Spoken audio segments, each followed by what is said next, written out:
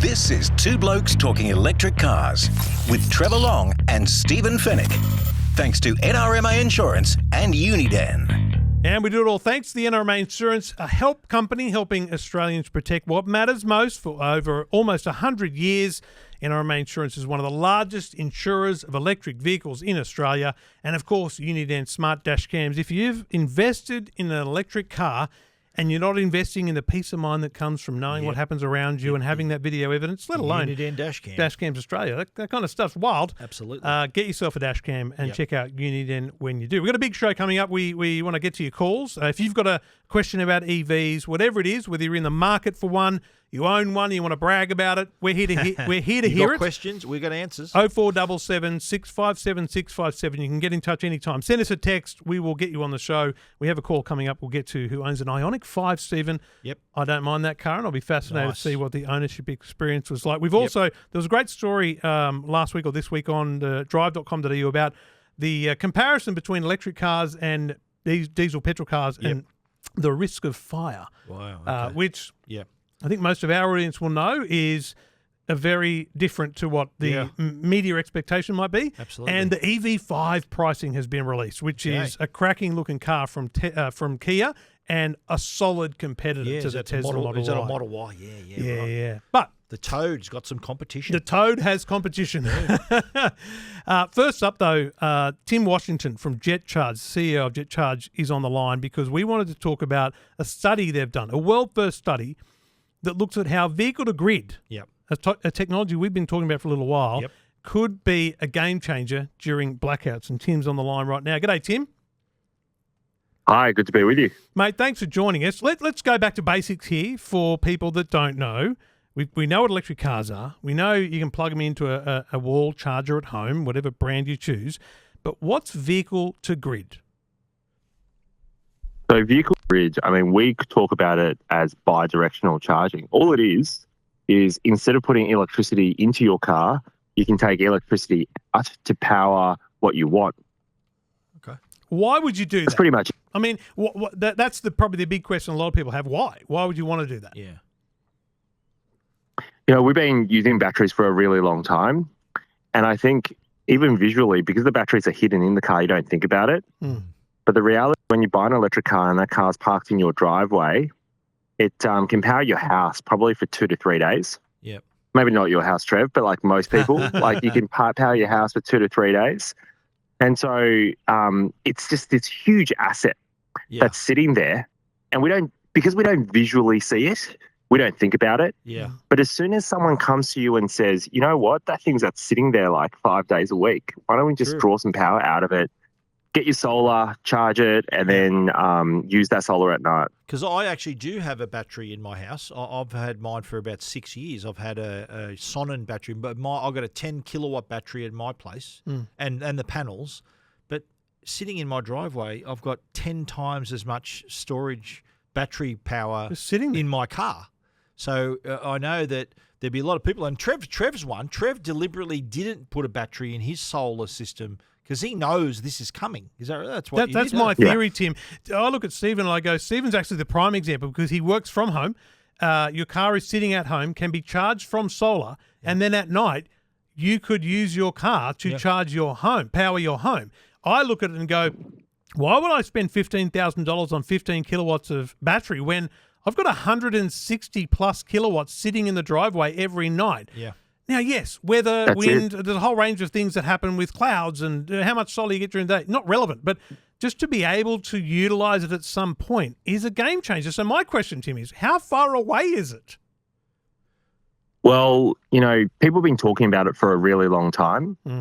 The reality is that vehicle-to-grid has been around and already operational for many, many years, just limited to a very small set of vehicles. And they're the Japanese vehicles that have those Chatamo plugs. Nissan Leaf. And so the Nissan Leaf, Mitsubishi Outlander, you know, these vehicles have already supported it. There are already people in Australia, in homes, powering their house, on top of other things, wineries and all of that stuff, using a car, right? So this is a reality. It's not science fiction. The big difference will come when the CCS2 vehicles, so everything on the European standard, which is pretty much all vehicles these days, that's when they are able to do it.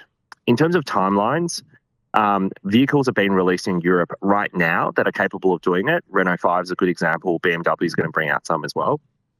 And there are actually already vehicles that are capable of doing it in Australia. They're just firmware locked. And so while the vehicle manufacturers work out exactly what they want to do, but the good news for everybody in Australia is that there's been a very, very, very recent standards change that has meant it's going to open the floodgates for the manufacturers of these charging stations to now certify them in Australia. And so I would say next year will be the first year where if you have the right car, you're going to be able to buy a charger and use it as a battery at home. So that was my question. So not only does the car have to be compliant here, but also the wall charger as well. So because the charger is going to have to charge your car sometimes, but also then act as the plug to take power out of the car. Yeah, that's right. But if we think about what it's doing, the actual electronics inside it aren't that complicated. We call it a bidirectional inverter. Right. And inverters are, everybody makes inverters. So like it's a very kind of tried and tested technology.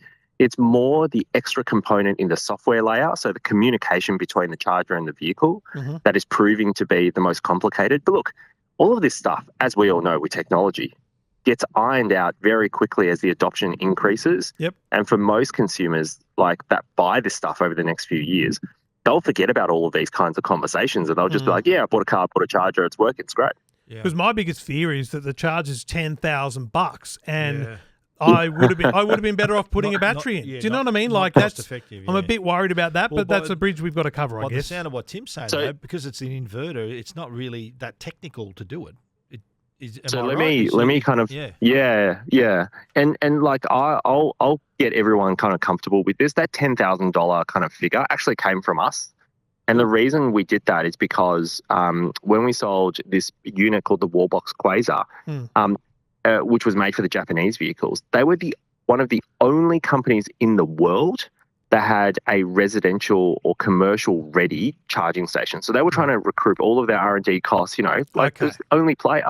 Right. Now, when we moved to mass market V2G, think of a typical solar inverter. You can pick one up for like $2,000, $3,000. Yeah.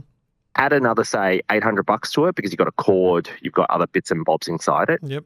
That's how much long term, like under $5,000, I'm hoping a bidirectional charger will cost. Right. Long term, right? Now, and it's going to be able to act as your solar inverter as well. So you're getting kind of like two in one. But the really, really exciting part is manufacturers like Nissan just announced that they're going to be putting the bidirectional capability inside the car. And you're going to be able to use just a normal AC wall box, which costs like under $1,500 to take advantage of the bidirectional capability. So our wall boxes today, you reckon, could, if with the right car, would be able to facilitate this? Oof. It may not be that exact wall box, but it'll be a similar one because it's all the smarts and all of the kind of power conversion is happening inside the car.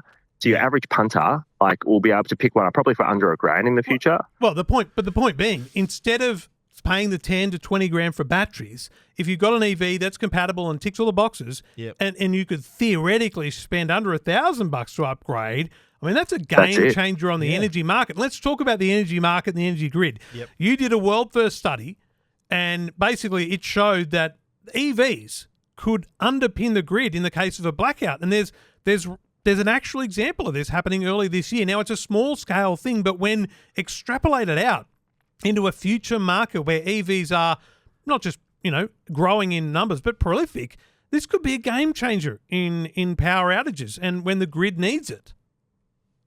And yeah, it is. It's actually super exciting. We did this trial a while ago, but they're still in the field. So what happened was the ACT government said, we're going to do this trial and got a range of partners, including us. They got 50 Nissan Leafs, right? That's just part of their normal fleet.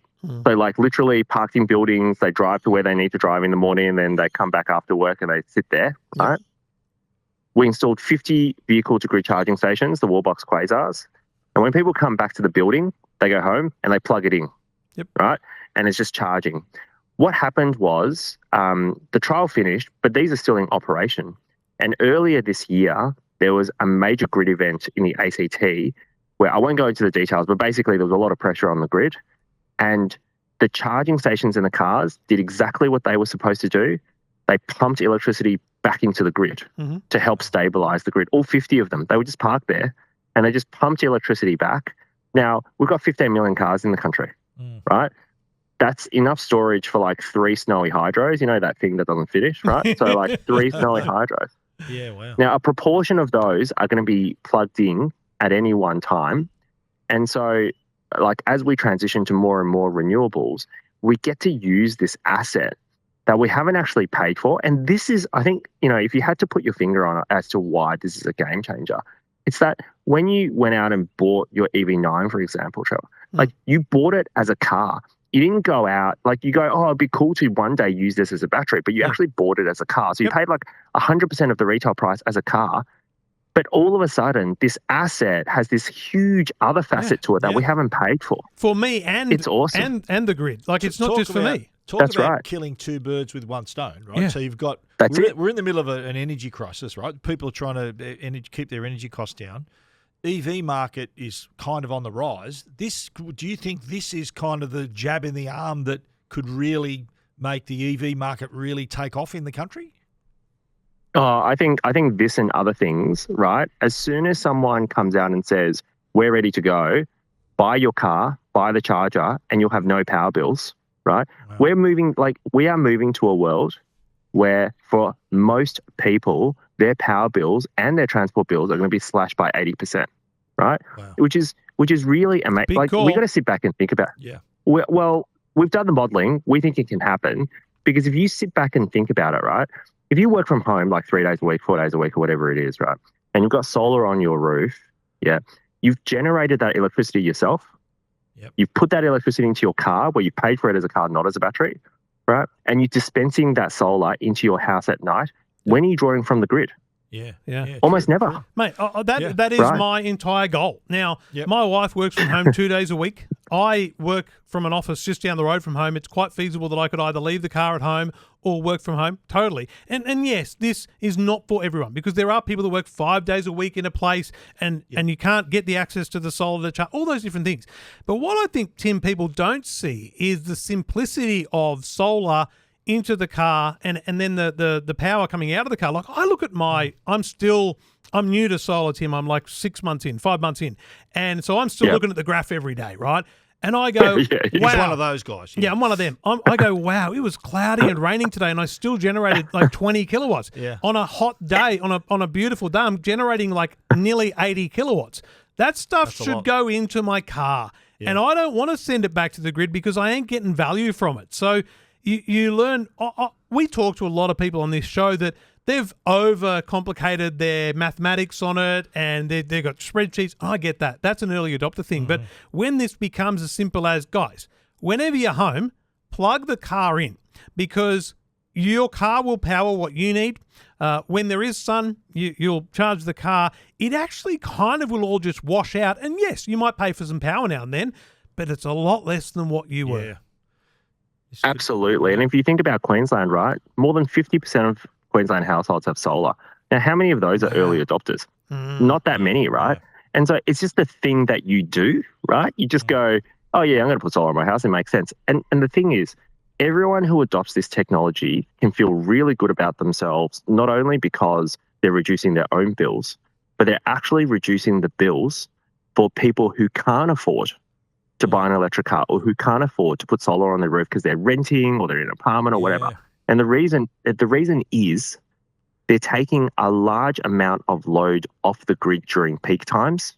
Yep. So they're not contributing to the peak problem on the grid, on the infrastructure, which means we don't need to build as much grid infrastructure, which means everybody saves money on their electricity bill. We use what we've got. Yeah. Right? And so it actually reduces the cost for everybody, not just the people who have EVs. Amazing stuff. And we spoke to Stuart White, the director of the Institute of Sustainable Future at the UTS earlier in the year. And he was one, he did an article once about how his car was plugged in and because he was with like amber electricity, he got a wholesale rate of some crazy amount. And that's the thing, the fluctuation. Some people will find the plan that gives them this added benefit from the car. But just finally, for people that have an EV or are curious about EVs and hear people talk about this, I talked about this on the radio the other day and someone said, Well, that's going to ruin your battery. So there's two, Yeah. I guess, myths about this that I'd like to understand whether you know anything about. Firstly, being plugged in every night and having my battery drawn on and pushed on and all that kind of stuff, is that going to be dangerous for my battery long term? And secondly, is there a risk, to this technology essentially not rolling out far and wide enough and therefore it being too niche? So every time someone asks me about the battery thing, I basically go, look, when I first started doing vehicle degree, 4 or 5 years ago, and I sat down with the head of product for Nissan globally, a guy called Nick at the time, he said to me, Tim, my only job is to make sure that the vehicles are good for the long term, right? Yeah. Why would I let you do anything that I think is going to damage the car? And so these these kind of vehicle manufacturers in Japan have already been doing this, and they've got rules, right? Yep. So they say you can do 1 cycle per day. So at the time, 60 kilowatt hours, which is plenty, right? 1 cycle per day, and you can't discharge it at a huge rate. But I think people forget that when you put your foot down on the accelerator, that's also taking electricity from the batteries at a much, much higher rate, right? So they're actually, when you're drawing from or using a charger, it's like you're just lightly tapping on the accelerator. And is anybody going to say to an EV driver, oh, don't drive 100,000 Ks, that's bad for your battery. Don't drive 150,000 Ks, Uber driver, that's bad. No, you're using the car for its intended purpose. And in the future, that intended purpose will just include bidirectional charging. So it'll be fine.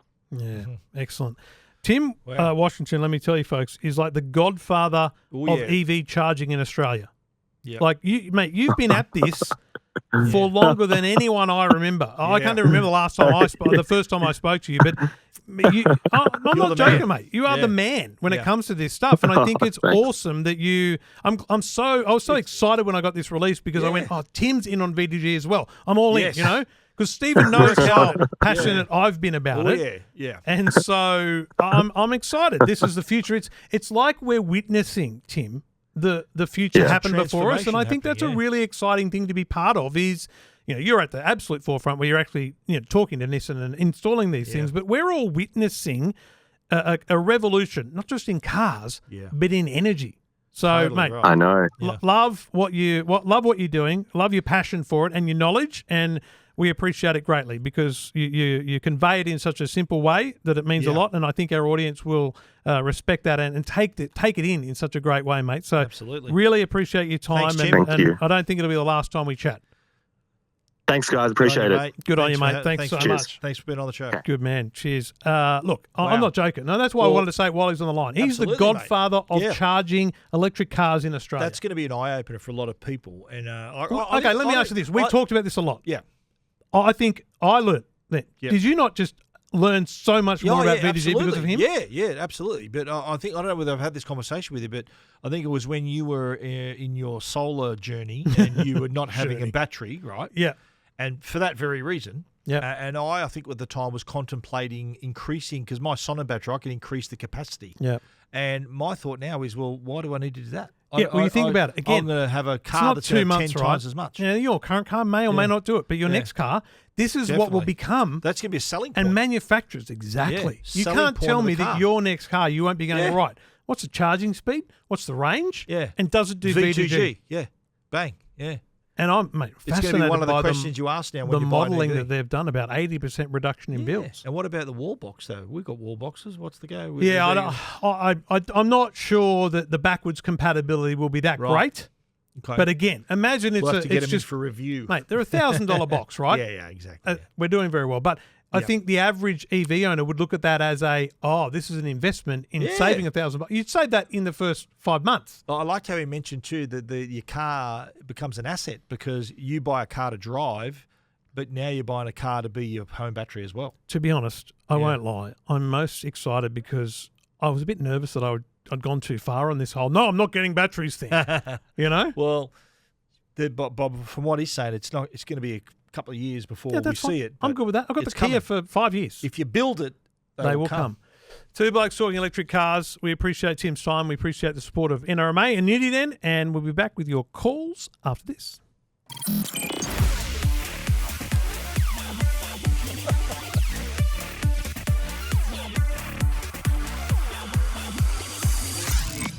Two doing blokes our aerobics. talking electric. Two blokes talking aerobics here. Mate, no Did person. you ever do aerobics when you were No. younger? This is no aerobics Oz style. Let me tell you that, folks. Yeah.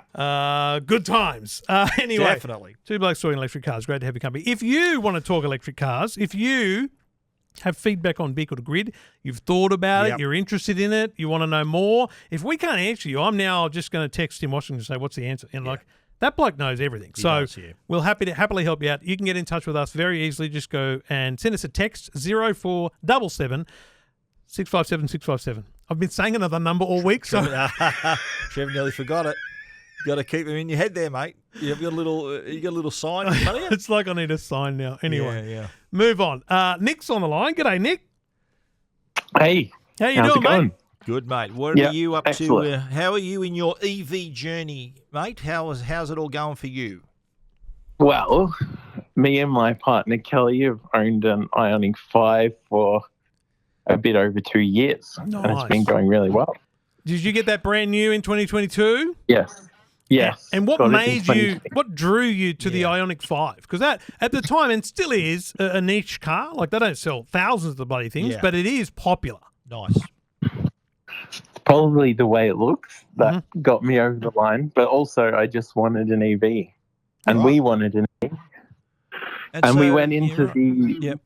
we went into that ballot that they have on the website where there was like 67 cars available, and we just happened to be one of those people who got one at the time. So you basically thought you won lotto. Is that right, mate? Is it? It's like winning And the then lotto. they asked for a check.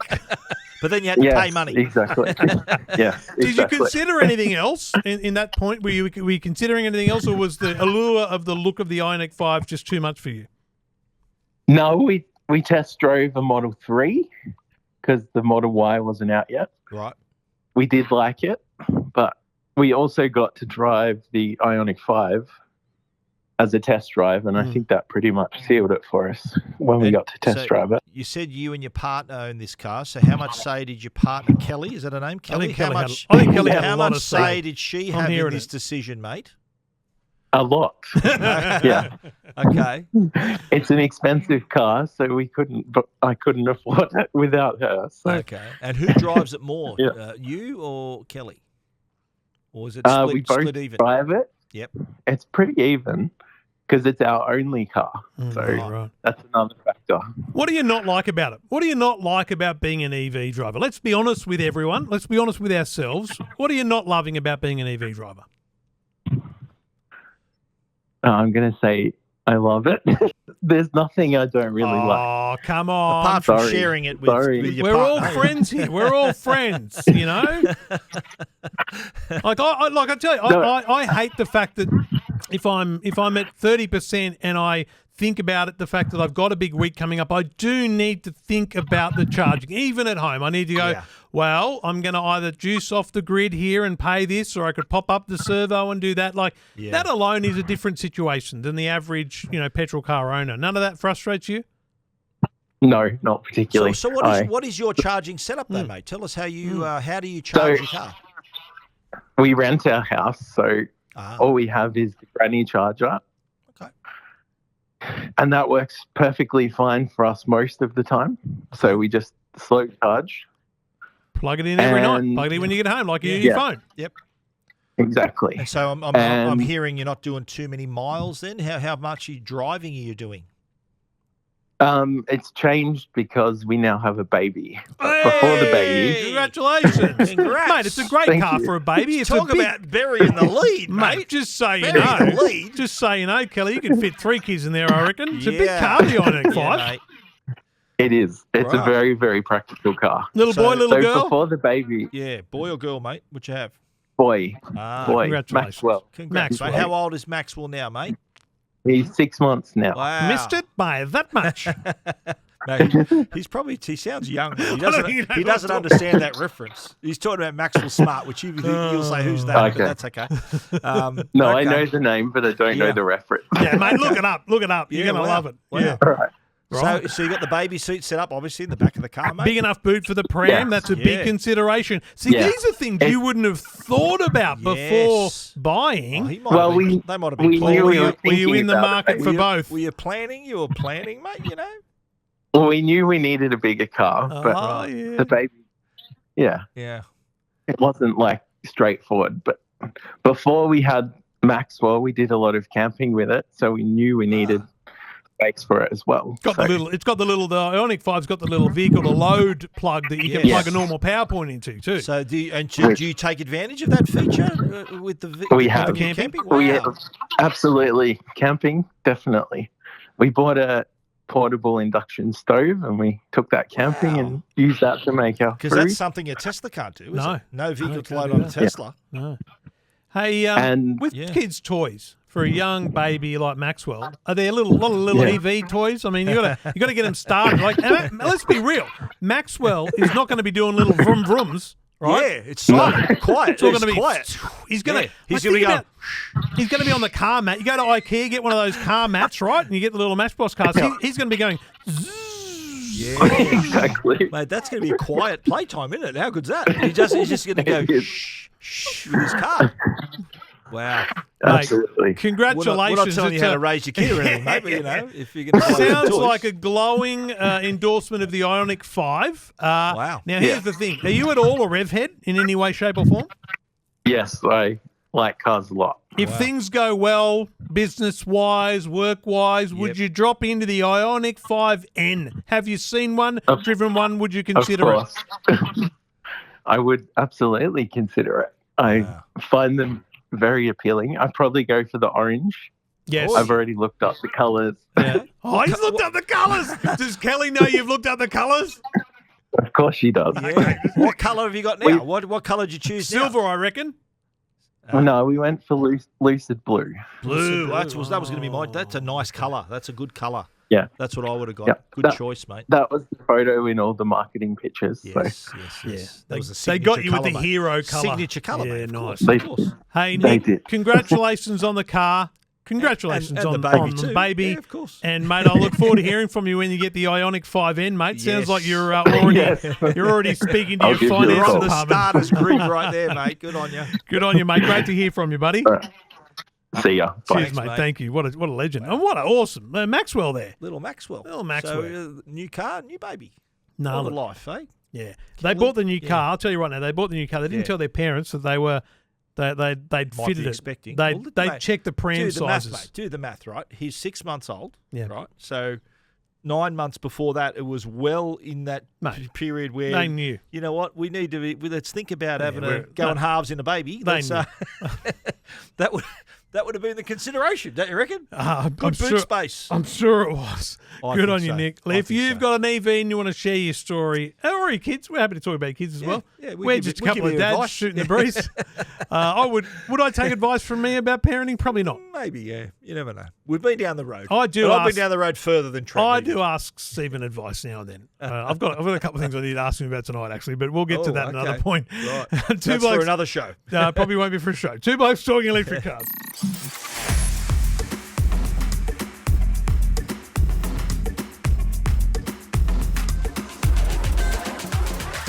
All right, a couple of bits of news I want to cover. Let's talk fires first, okay? Because it sounds dramatic, and it's one of those things you hear, right? Yes. Well, you know what? Why? That's if there's one myth and something that the narcs hang on to. Oh, yeah. I get a lot of the narky comments. Oh, when's it going to catch fire? You know, they talk about an EV. Mate, come on, mate. I mentioned EVs or power this week on the radio, and I got so many texts about your battery and stuff. I wish I had all of the Tim Washington knowledge now in my head, but anyway. Tell them to listen to this episode. Drive.com.au did a pretty good story on. It's called. No, I don't mean that in a negative way. It's a great story and it's called "Do Electric Cars Present a Greater Fire Risk Than Petrol or Diesel?" EV fire myths busted. So shout out to Catherine Fisk, who's done the work on this. And look, there's a bunch of great photos there that really kind of get you pumping because there's burnt out cars. And I know what one of the photos is. It's that one down at the airport where there was an MG where the battery was out of the car and caught fire. There's another one. She talks about a story where in Melbourne, we talked about the other week, where there was a poor charging cable that caused a fire, but actually the fireys put the car out before it got to the battery. So the battery never really got to that point. Had nothing to do with it. But it admits in this story that once a battery is compromised, whether it's through its own fault or whatever, the thermal runaway from an EV is dramatic, and that new firefighting techniques are required. That's why there's that little blue little triangle, isn't it, on your EV? So on the your fire number is plate? no. Yeah. But in comparison to all the stories about people going, oh, but EVs catch fire. Yes. Fire and Rescue New South Wales, one state, responded to 2,803 fires in 1 year, 2022-23, involving petrol and diesel cars. There you go. Well, who would have thought that a car with a tank of flammable liquid would be involved in Could that? possibly catch fire. That's Unbelievable. multiple call-outs per day, Yeah. let's be real, okay? Yeah. That's Fire and Rescue New South Wales responding to multiple car fires a day, none of which are EVs. Yeah. But then this story also goes on to say that globally, in the last 14 years, there have only been 600 EV fires. Yeah. In 14 years, globally. Yeah.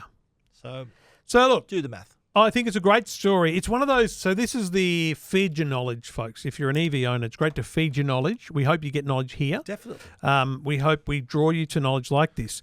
Take this in because this is good stuff to say when you have that little argument, when that Facebook group lights up with narky comments, just smash them with some of this stuff. But you think about it, like people read stuff and they form opinions, and this could potentially, this myth, so to speak, could potentially be preventing someone from making that decision. This could be that one thing they're thinking, safety, is it something? Well, we can tell you now it isn't. Yeah. There's no, EVs are far less risk of fire than a normal car. Absolutely. That's been proven now with this. Now, the other great story this week is Kia released the pricing for their EV5. So let's think about the Kia range. They started with the EV6, which is this kind of sporty, long coupe hatchback.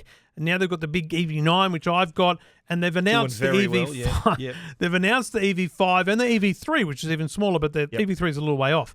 But to get the pricing, which means we're close, right? These things are going to be on the roads. Now, I want to put this in context of the Model Y, which is, So you got an Model Y absolute pricing. bestseller car, right? The Toad. Model Y, Affectionately known Toad. as the Toad on this show. The Model Y pricing ranges from $55,900 up to $82,900. Okay, well the new EV we're starting here at 56,000. Yeah. That's the standard. Yours are driveway prices. Did you put in a postcode? I did. I'm just going to correct myself then because Tesla really love to hide this stuff. Drive away. Drive away 60,868 up to 89,000 for the Model Y. Well, we're looking here, and I'll put the postcode for New South Wales.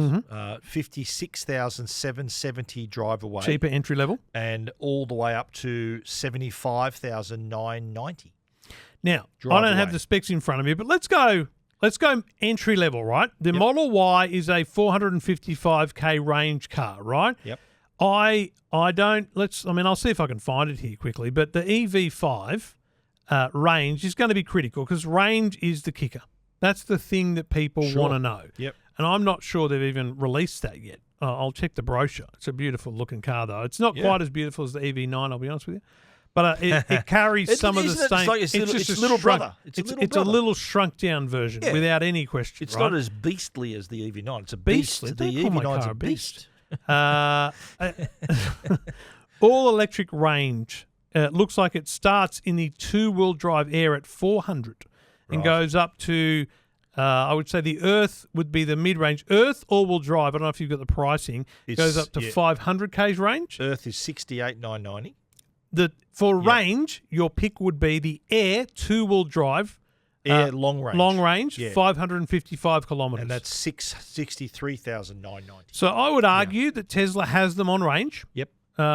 Because But the Kia has them on price. The long range Tesla is 533. Okay.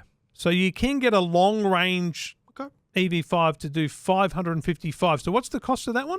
The long range? Long range Air two-wheel drive. 63,990. Well, mate, it's 75,568 to get that range on a Tesla. So you're paying, what's that, $12,000 more? Mate, the Kia EV5, they have sharpened the pencil. Have they ever? Yeah. Even their top, so the GT line two-tone, or the GT line and there's a two-tone model, they're both the same price, 75,990. Yeah. Drive away. Drive away, that's 470k range. Yep. Which puts it at a higher range than the rear-wheel drive entry-level Tesla, but a slightly lower range than the performance model. Yep. So it's actually, there's a bit of apples and oranges going on, but broadly, you would argue Kia has better they're range, in the game. but it's in the mid spec model. I don't know. I'll do a quick look at the brochure. Just we're comparing Kia and Tesla here, right? So it's like this to me is kind of like what we talk about on our tech show. Like when we first saw, when the iPad and the iPhone came out, all these other companies came in with their version and priced themselves differently. And this to me, like Tesla's obviously they're the Apple. That's the first car a lot of people think of when 100%. You mention EV. How do these other car companies compete? These car companies that have been around a lot longer than Tesla, I think they've got to be relevant. I think we've proven through the callers we get here that people are willing to consider. I think, look, I'll be clear. If you're interested in a Tesla, you're going to go buy a Tesla. Of course. I don't think Kia, Hyundai, Volvo, I don't think any of those people are expecting to convert you from that instinct. But no one's stated themselves being the Tesla killer. No. Nobody, because they won't be. But I think they're all presenting a great option for the, and again, this sounds like I'm saying Tesla owners are dumb, but for the smart buyer, savvy buyer who is going to drive many, Penelope, what's she doing? 11 cars. 11? Have you bought one yet? The EV5. Drive it and tell us what you think. Yeah. We look forward to your review. You're going to consider lots of cars. Yep. You've got a form factor in mind. You don't want a hatch. You want an SUV style. Maybe this is. I'll tell you that's now, where they're going to get the comparison. If I'll talk at my wife, right? She saw the Model Y. Joe. She saw the Model Y and she went, not bad. She liked it. She said it's nice. She would like this better because it looks like her. She drives a Kia anyway. Yeah. This looks like the sort of car she would own, and this potentially could be her next car. She will love I am trying to convince her. I said, your next car is going to be an EV. She doesn't need I don't tell my wife to do. She doesn't need I don't tell her what to do at all, ever. But I am strongly encouraging her. This is your next car. All right. Well, there you go. I'd love to know what people think. What do you think of that pricing? Was it what you expected? Are you in the market for a Kia EV5? That is super competitive. Yeah, that's competitive. And let's be clear. If it drives like, performs like, and just generally is fitted out like the EV9, and that has been World Car of the Year, it's been well rewarded. Yep. The EV5 could be an absolute game changer in 2025 for the EV market. So I'm excited. Kia's had a good year, haven't they? They're selling a lot of cars. They're doing very well. Yeah. I mean, they're not selling the EV9 in big numbers, let's be clear. Yeah. But that's a $100,000 car. Yep. So, yes, it's not meant to be that. Not everyone's doing as well as Trev to drive that car, but he's me talking EQE, Mercedes driver over here. This bloke's driving a Mercedes-Benz EQE. Yeah. Come on. Yeah. Anyway, we'd love to hear from you. 0477. I'm saying 0477 because I've been forced to say 0 on the radio. Yeah. I don't like saying it. 0477 657 657. 0477 657 657. Yeah. We'd love to hear from you if you've got a question about EVs or you're interested in anything. Be on this show talking to us. Easy. Just a phone call. To us. Yeah. That's all it is. Yeah. See you next week, Stephen. Look forward to it. See you, buddy.